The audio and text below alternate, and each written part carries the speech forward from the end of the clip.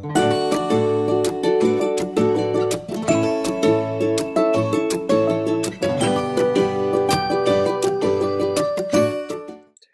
everybody, and welcome to Read Spider-Man Crawl Space Edition. Check us out, the SpidermanCrawlspace.com. Well, the time has come as we finally bring in art and bring Peter Parker back home now. And of course, Amazing Spider-Man 22, aka 986, by Joe Kelly, with art by Nick Bradshaw, Nathan Stockman, and Todd Knack. So we're finally going to get in here as Peter Parker finally returns home and finds out what happens. Well, the pros, I have to say, is honestly the best part really is Peter kind of finally is home. We're out of the space adventure, even though those Guardians light are still kind of in the background story, and I'll get to that a little bit more later.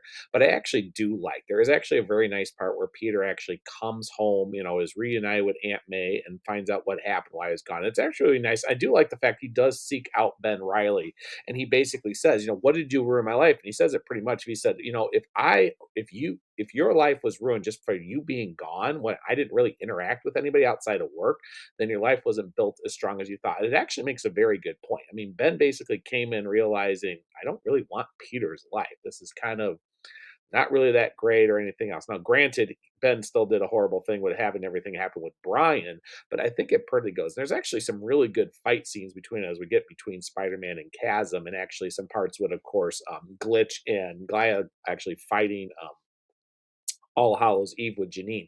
It's really cool. I did like when she made her shirt into an extra mask just to have it available for her. That was actually a pretty cool little trick.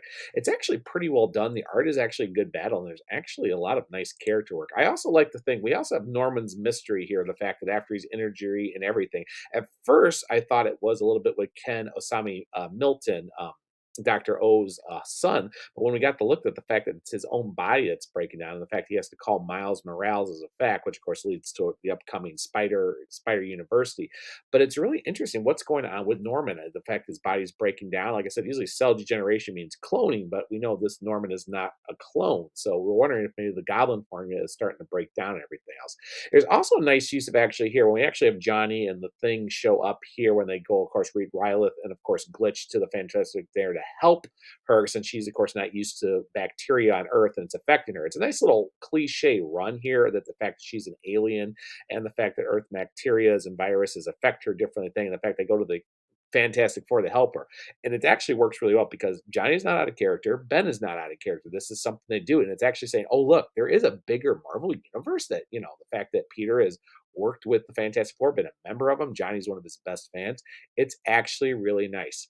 But with that all said, we get into the cons. The biggest thing is we finally, after all the time, we finally get to meet everything with the Asami Milton drama. We find out that, of course, she's at home. We actually find out her son does have some form of cancer, everything. And of course, the biggest, of course, reveal is he is actually Captain Nitsugi, who's been running around for the last several years, as it's revealed here. His armor's underneath it.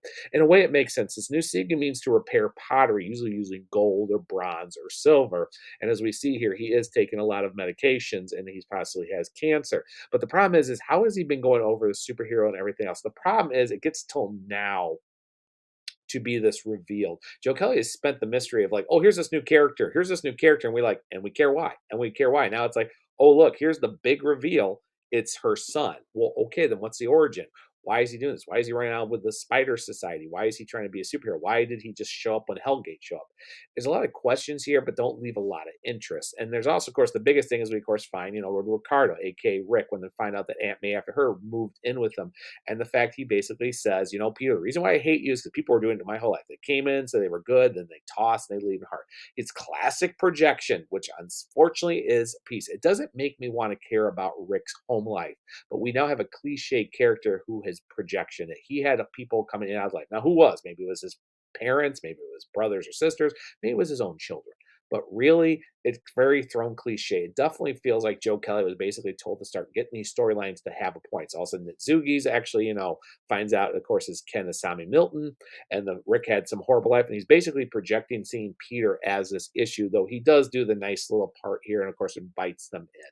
And there is some interesting, because now what are they going to do with the Guardians light here? I mean, they know it's still there because they have to deal with Hellgate, but the fact that Symbi, Jonathan, Glitch, all Rocket Raccoon, and Starblood are all on Earth now in the background as we move to the storyline, you really got to wonder on time.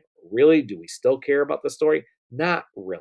But I have to say, the storyline with Peter's reunion, the actual battle with Chasm, like using the Fantastic Four, even everything with the Guardians of Light actually worked as a kind of storyline. And actually, I'm very interested in what's going on with Norman. So I actually have to give this issue a B. I really did enjoy it. The artwork is absolutely strong. Between Bradshaw, Knock, and Stockman, I don't think there's an issue I hate at all. It is very good. The emotions work, the art works. I really do like it. And Peter is finally back on Earth. It's good. And now we're getting ready for the big Venom crossover here starting in a couple weeks. So, as we know, I will be reviewing the entire crossover for Venom and Spider Man. But it's nice to have Peter home, and maybe, just maybe, we can start moving it. Because honestly, this is a pretty good issue. So, I'll give it the B. And with that said, everybody, please check us on our various social medias. Check us out on Discord. Definitely check out the website, our YouTube for streaming, and of course, our Instagram and other for more here to get the latest news, information, discussion, and more. And of course, I'll see everybody else on the crawl space.